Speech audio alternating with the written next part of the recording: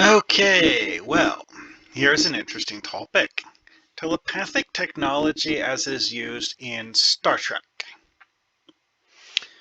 This is one that doesn't come up often in Star Trek, but when it does come up, people often get confused by it because of how rarely it comes up, honestly. And it's something that I can easily visualize players wanting to use in a TTRPG based on Star Trek, so hey, let's go for it. Anyways, now telepathy is a complex thing that I'm going to end up doing a different video on, but computers having telepathic abilities has been a thing since the original series. Let's see. Which episode was Return of the Archons again? Ah, yes, first season. Let's see here. What was the Shore Leave Planet episode? Once Upon a Planet. No, that was the second one.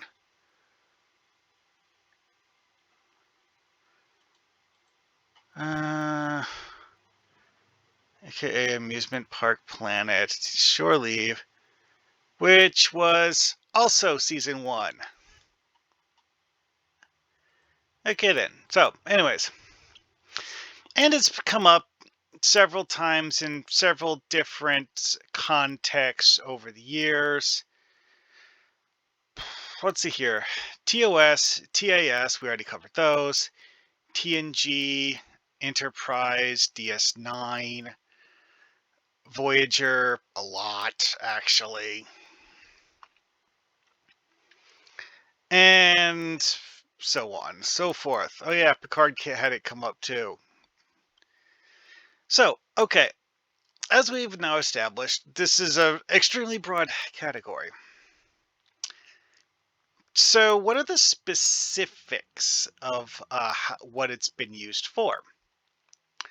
Well, the Shore Leave Planet's master computer had the ability to read the minds of anyone who came to the Shore Leave Planet as part of its attempt at creating an ideal environment for recreation.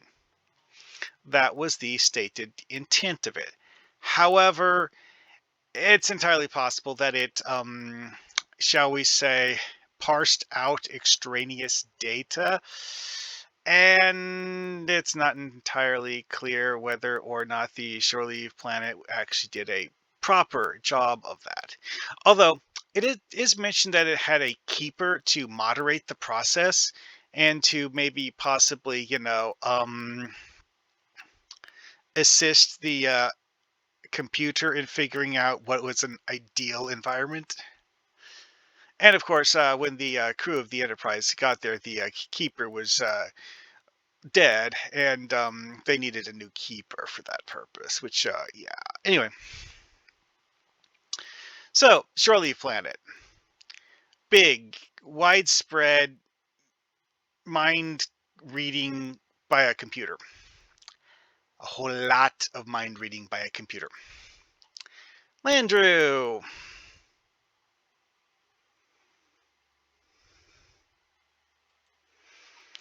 Okay, so the computer, known as Landru, had a form of mind control. Yeah. A form of mind control. That's what gave their planet, times of peace, is that the master computer on their planet was literally forcing them to stop fighting each other. Okay. Yeah, that's a bit worse than having it just literally like read your mind like an open book and catalog it for future reference. Speaking of reading your mind like an open book, though, there are several races who have developed devices which you can use to literally just download a copy of someone's memory. Now, this episode attached is one of them. The Kess and Prit have these things called Psi-wave devices, which it's an implant attached to your brain, and it is able to read the neural activity in your brain and either catalog it and store it in a computer or transmit it to another person's brain. Yeah, that's fun. The interesting thing about this, though, is that it's literally a tool used for taking the contents of someone's mind and allowing a computer to copy the information out of someone's mind. Very interesting, huh? What else does that? Oh yeah, Borg Neural Transceivers. That's literally the main purpose of a Borg Neural Transceiver, but it's not.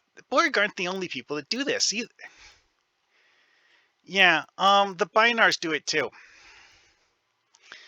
Bynars have something very similar to a neural transceiver that is a cybernetic implant that actually takes the place of part of their brain. This is the reason why Bynars are crippled when their computers go offline, is because this part of their brain that gets replaced with the implant is kind of something that you normally need to live. So, they functionally become comatose when their computers are offline because the cybernetic implant stops properly regulating their body functions or something. The exact specifics of this are predicated on understanding the anatomy of an alien species which has not actually had its entire biology written out by the writers, and thus, it's fiction. Don't look too deep into it. Anyway, though, but it's an interesting idea, though. It's that the cybernetics are so deeply ingrained into the Bynars that they literally need them to live. The advantage, though, is that the Bynars are able to use these cybernetics to communicate with computers at a speed that is impossible in other methods. And also, the Bynars can do this with each other, like the equivalent of an entire paragraph of text in a second. And, absorbing information at a speed that's, physically impossible otherwise. Now, this brings up an interesting other point, though. Saying, mention that Borg have neural transceivers. Well, what other things do cybernetics do? Well, you also have things like sensor webs and the visor. And Borg seemingly have built into their cybernetics the equivalent of a tricorder. So whatever you would expect a tricorder to do, and yes, I know there's more than one kind of tricorder. Pick one. Maybe more than one. Genuinely, it's up to whoever is constructing a specific Borg what the exact capabilities of a Borg drone are. So whatever your specific Borg needs to have, sure. I mean, one Borg can have a medical tricorder, another one something related to geology. Yeah, I know. No two Borg are exactly the same, despite being mindless drones. Fun, huh? Anyway, though. But that's an interesting thing with this, though, is that you then have the thing of like having sensory information captured via cybernetic sensors and then transported to another being's mind via these same sort of mind-machine interfaces, which, like I mentioned with the Bynars, is like, yes, the Bynars can communicate with a computer super fast, but they can also communicate with other Bynars just as fast. And that would presumably apply to sensory information as well. So someone like Miranda Jones here, if she's projecting information that she has received from her cybernetically enhanced senses to another person's mind, they would suddenly see the world the way she sees it using that cybernetic sensor web that's covering her dress. And presumably, you could also have a computer record that information if, a backup module was added to the sensor web. Because that is actually an interesting thing with cybernetic sensors, is that there's the idea that you can have a splitter so that the sensory information, one copy of it goes into the mind of the person who is supposed to be using these cybernetic sensors. Another one goes to a hard drive somewhere, copied for posterity. Yeah, that's come up in several kinds of fiction. I don't know of any time when it's actually been done in Star Trek. Wait. Yes, there was.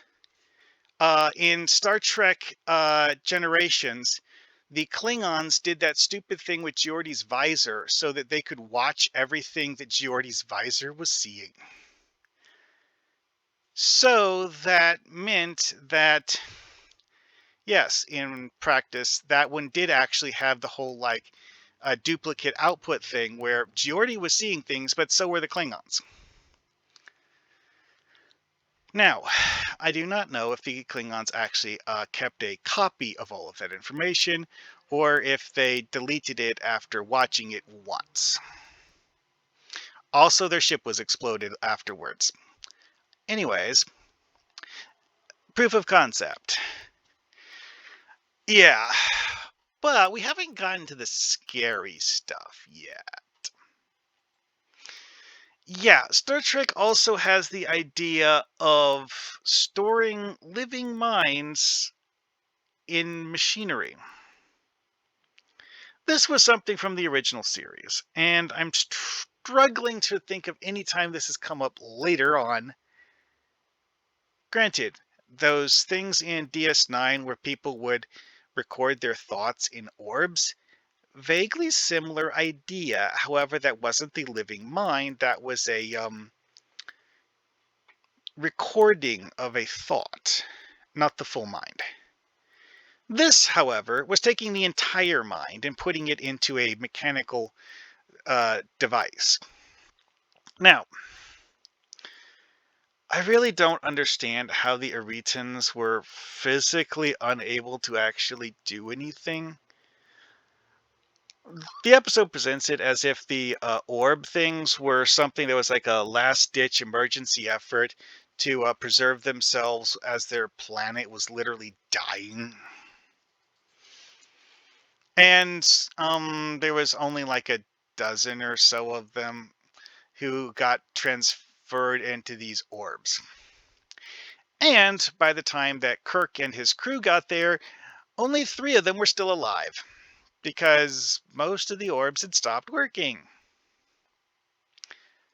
Mm, the exact specifics of this are somewhat complicated because it there's 2 competing explanations. One of them is that Hinnock, who is evil, was destroying the orbs because he was a power-hungry jerk and wanted to be the only member of his race left, and that he was trying to sneakily get rid of all of the other members of his race.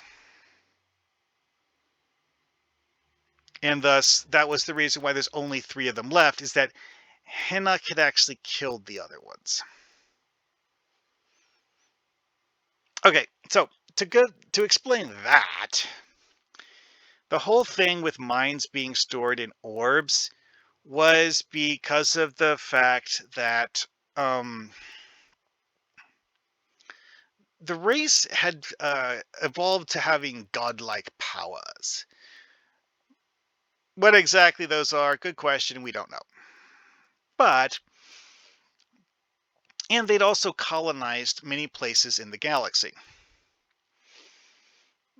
So The exact number of which is unclear, but there's been several places listed as possibilities. Anyway, though, most of these are also often listed as places that have people with psionic powers, so makes you wonder. Like Vulcan. That's actually something that comes up in the episode, is that Sargon thinks that Vulcans are actually an offshoot of his race. How? Then again, 600,000 years ago, so there's several millennia of fuzzy room. Anyway, though, the technology these guys have for storing minds outside living bodies is actually something quite interesting and terrifying and several other things, especially because they have the whole like mind transferal machinery. Oh boy, that's fun. Question mark. Anyway, this whole thing reminds me of something from Babylon 5, though, which again, yes, it's Babylon 5, but the whole thing with the soul hunters and their whisper galleries where they store soul globes with the minds of dead people in them. Notably, this is like the actual soul of the person and so on and so forth. In the case of the Minbari actually hate the soul hunters with a burning passion because the fact that the Minbari actually have the ability to watch the reincarnation cycle of their own race. Yeah. So the Minbari get annoyed when the soul hunters trap the soul of a Minbari because of the fact that the Minbari are expecting anyone to get reincarnated. Of course, there's that one episode where we find out that some of the Minbari were actually getting reincarnated as humans. Yeah, Sheridan is supposedly a reincarnation of a Minbari. No, I'm not going to try explaining that. Anyway, though, yeah, this technology, though, they don't actually. Well, okay. The Arretans used these artificial orb things as ways to store their minds because of the fact that their planet was going to become an uninhabitable wasteland, and they wanted to have some way for their minds to survive after the entire biosphere of their planet died. I have to question why they didn't just create a biodome and live inside the biodome with a breathable atmosphere and, whatever sort of environment instead. However, this is one of those situations where in fiction you will have people use an option that's not necessarily the best option because of the fact that it's the option that they have available and ready to go, and don't actually have any other options that are ready to go. That is actually an interesting thing with the Arretan technology because there is the implication that they just lacked the knowledge to make things like biodomes. Which, if you're a overconfident, godlike race, also there's the possibility that the war also involved, demolishing infrastructure on the surface and so on and so forth. So maybe they did build biodomes, but those got broken by Hinnock or one of his cohorts. We don't actually know. Anyways, though, yeah, technology and how it works with telepathy and stuff related to telepathy. See, because part of the reason I was mentioning this is that Vulcans have the Katric arc thing. Katric arcs are actually very similar to this idea here because the Katra is supposed to be someone's soul, and storing the soul of a person inside a object, vaguely similar thing. Although in the case of a Katric arc, the soul is kind of inactive because it's stored in something that's inert. So the soul is kind of not really aware of anything while stored in a Katric arc. But yeah, Katric arcs, same idea. At any rate, though, see you guys later.